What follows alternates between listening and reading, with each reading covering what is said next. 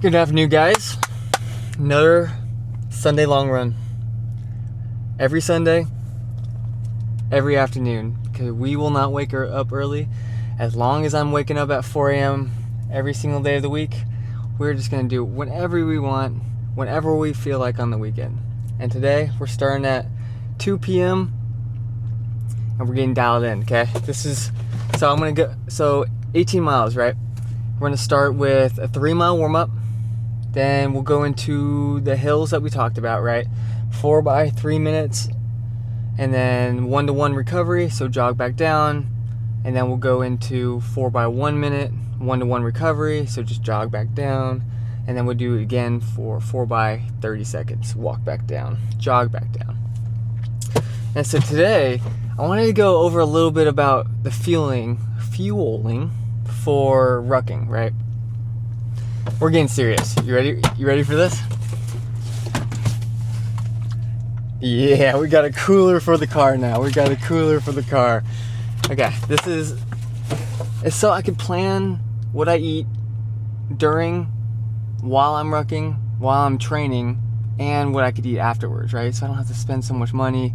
I can start like saving money, and I could hit my macros when I want them. Okay, so this is what we got. So we got the the pre-run drink, okay? This is about 16 ounces of water, about a gram of salt, about 50 milligrams of caffeine, and 30 grams of carbs. And then we got Post. So this is 5 ounces of cranberry juice, about 12 ounces of water, and then another gram of sodium. And finally, we got 25 grams of protein and just some water. I ran out of bottles, so we're using this bottle. And then afterwards, to make it, we got little snacks, right? We got Kind Bar, pistachios, some healthy fats. Get that in. And finally, after the hills, before we do our like long cool down, we're gonna hit some more carbs, right? And so you have to be very specific with how you fuel for rucking, right? So if you think about it, if it combines strength training and it combines endurance training, you're using two different systems, okay? So for endurance, you're using more of the type 1 kind of muscle fibers, and so that uses primarily fat oxidation, fat utilization, okay? And then, but for strength training, it uses more fast twitch muscles. So the type 2A, the type 2A, type 2X. So that's like the 0 to 20 meters. That's what type, I didn't know that till I studied it at college, but anyways. And that uses primarily your glycogen stores, so the carbs you take in. And so for rucking, it's difficult because you're carrying the weight, so time under tension, and you're doing the endurance part. So it's almost like a 60-40 split between you burning fat and you burning carbs. And it does both of them exponentially because of because you're always under tension and you're always under some kind of stress. So getting in the carbs you need during the ruck is one of the most important things that you can do. And so when I was doing the Norwegian foot march, I was taking 120 grams per hour. I'm only I think I was 145 pounds at the time. I was taking 120. I trained my gut to handle 120 grams per hour, which is a lot. Trust me, like my gut was pretty destroyed after that. And it just, I think we're gonna change it up a little bit. I think we need to tweak this, right? Because that is a lot of carbs, but for ranger school and just like rucking in general, majority of people can't get that many carbs in. And so I think that's why the long run is one of the most important things you can do for your rucking potential and your rucking just longevity, okay? you teach your body how to use the fats effectively and efficiently in your body, especially if you don't over fuel during your during any kind of run. And so the better your body can utilize that fat, the more fat it could utilize while you're rucking, and so you don't have to strictly rely on those carbs. Yes, you still have to get them in, but if you could reduce the amount of carbs your body relies on, then theoretically it won't strain as much when you don't have those carbs to utilize, right? And so combining these two systems is very, very tricky, and you have to figure out what your personal fine line is. And maybe it is you training your gut to handle more carbs, or maybe if you don't want to spend the money, maybe you just want to burn fat, then you're going to have to train without overdoing the carbs. But it is a 60-40 or 50-50 split between you burning fat or you burning your glycogen stores in your muscles. And so like when you get up to 50, 60 pounds, you could see yourself burn easily over 1,200 calories within an hour. 1,200 calories. Imagine trying to take in 1,200 calories while you're trying to exercise. Like, that's nearly impossible. So what do? You have to train the body to resist that stress. You have to train the body to survive when it's starved, if that makes sense.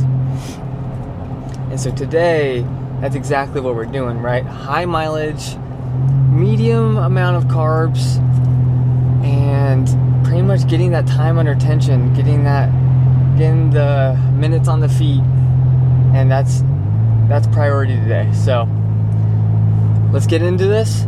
18 miles, 18 long miles. We're by ourselves today, but we keep it rolling. Let's go.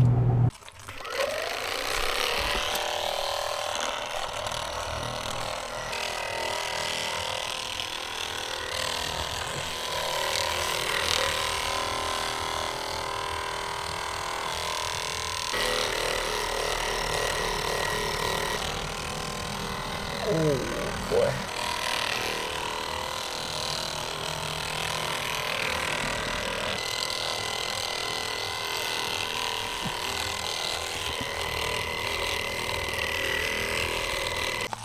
Look at these bad boys.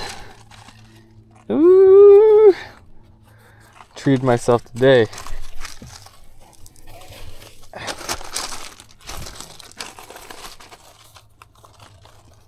Oh man.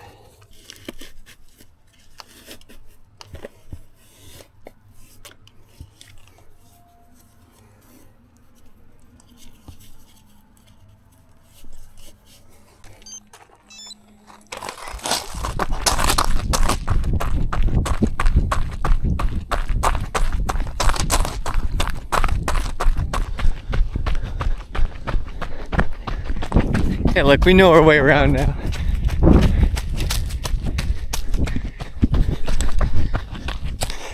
Little update on the groin. Feels pretty good. A little sore, a little bit. I'm overall just pretty sore. Putting a lot of work in right now, so hey, the upper body's sore this time. I think it's working. Getting that volume. I must have just not been doing enough. So, trying to keep that mindset I put into the legs whenever I lift into the run, not the run, into my upper body lift. I think that's gonna do miracles for my upper body strength. You know?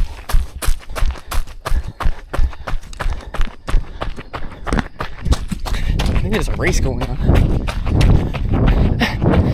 I got all these people walking.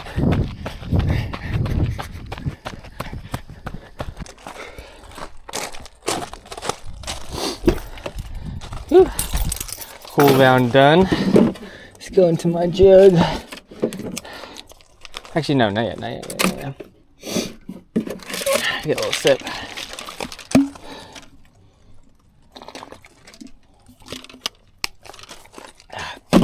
Ooh, very salty. Maybe that's cranberries. Okay. It's a lot harder than I thought it was gonna be.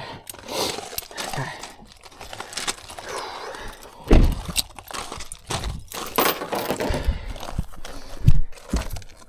Oh.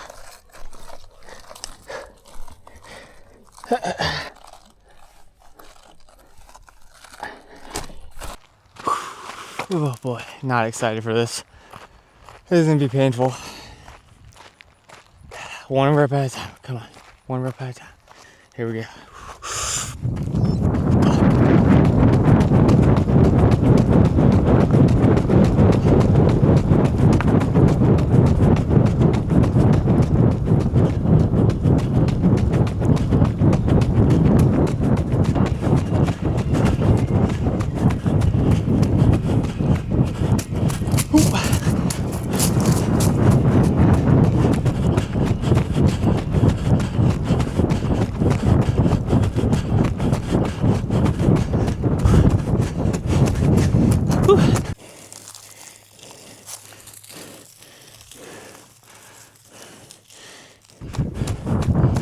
Not too bad. First one was pretty smooth.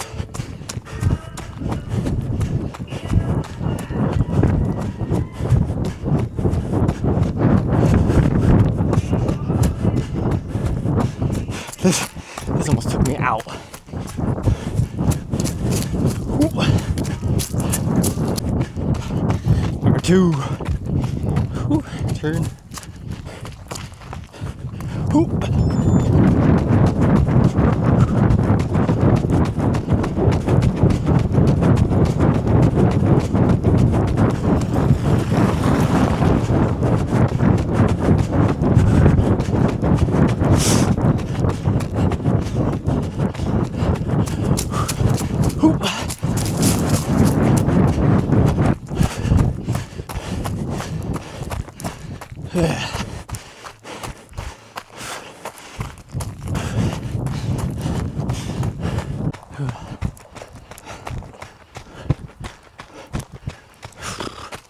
One more. Lost count. I'm pretty much going to 4 miles for this. Ooh, man, this is great.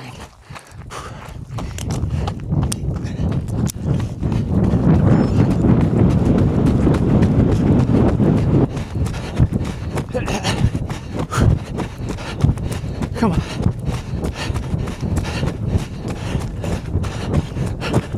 Ooh, booty block.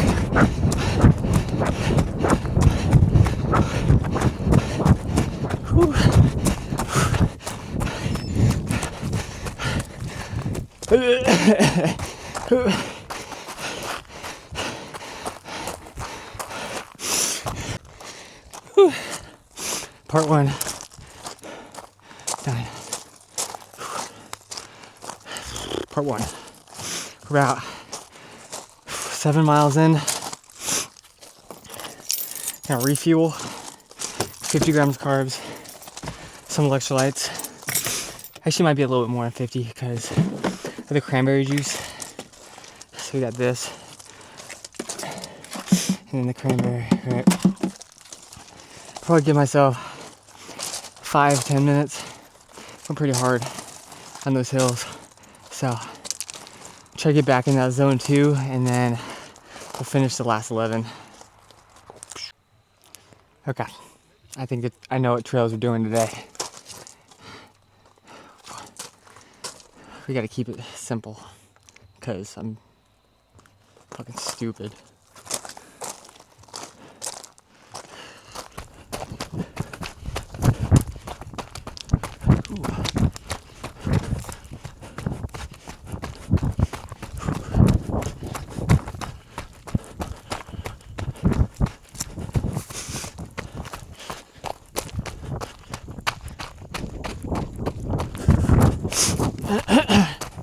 Ooh.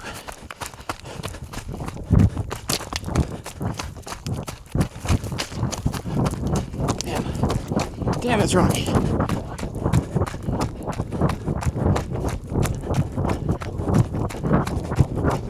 Ooh.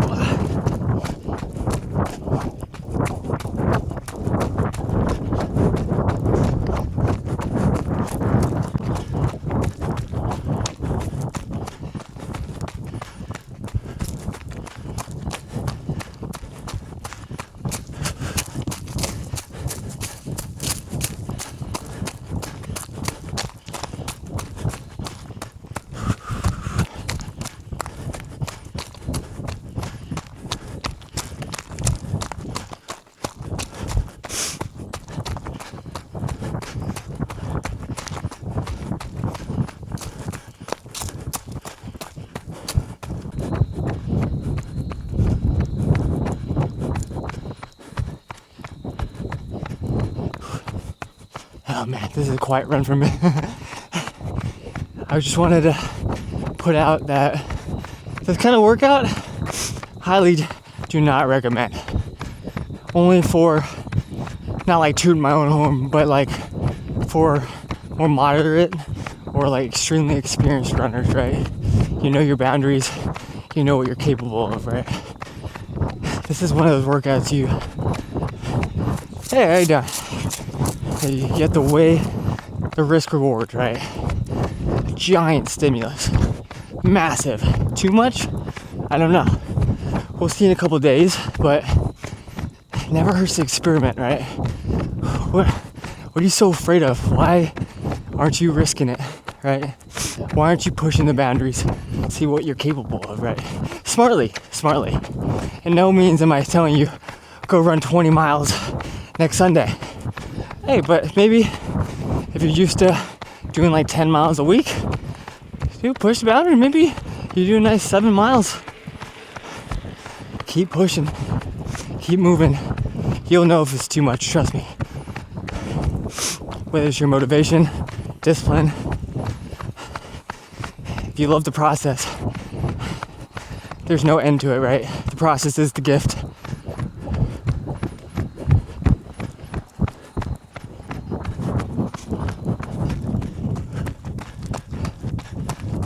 Oh boy, I'm sucking. Got a little over 2 left. Man, literally walking these hills, bro. Averaging about 7 flat pace right now. Not these hills though. Going like 9, 10. They're steep. Oh my. Okay, I gotta put you down. Oh my gosh. It's just about done. Shut that door.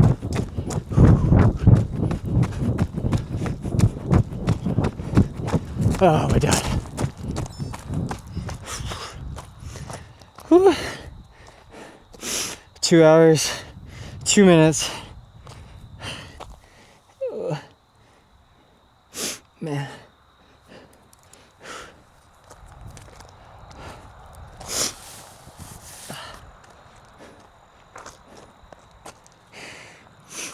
No words. Good job, guys. Let me check the stats on that one. 2 hours, 2 minutes, 1,742 feet of elevation gain. Yeah, I was close. I said between 15 and 2K. That was a grinder. Wow. I was struggling the last 2 miles.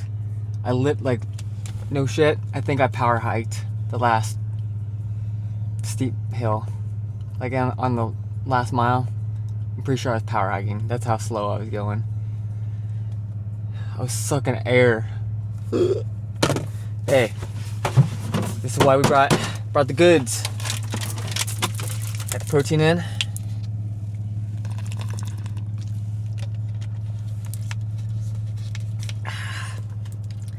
I'll finish that on the way back. That was a little bit too long not to bring a little water bottle or something. I know better. I should have done it. But I've been really trying to test the limits between not consuming too many carbs, but that doesn't mean not taking fluids. So always bring, especially if you're gonna do like 2-hour runs or something, like bring some kind of fluid. Don't do what I did. That was stupid. But yeah, that was something. So another week in the books. You know, what can we do? Keep stacking weeks. We're getting a little better. Even though we're not getting the full weekend, we're taking advantage of the days we got, right? 3 days, 4 days, whatever you got. You gotta take advantage. And that's how you get better than everyone else. Keep getting that 1% better every single day. As cringy as it sounds, it's so true though. If you keep just stacking those days, it's gonna compound and you're gonna see results like you've never seen before. and it's exciting. I love this, but days like this, sometimes you just gotta shut your brain off. So we got the field on Monday, Tuesday, Wednesday. So we should be back Wednesday. Hopefully I can get a video out by then.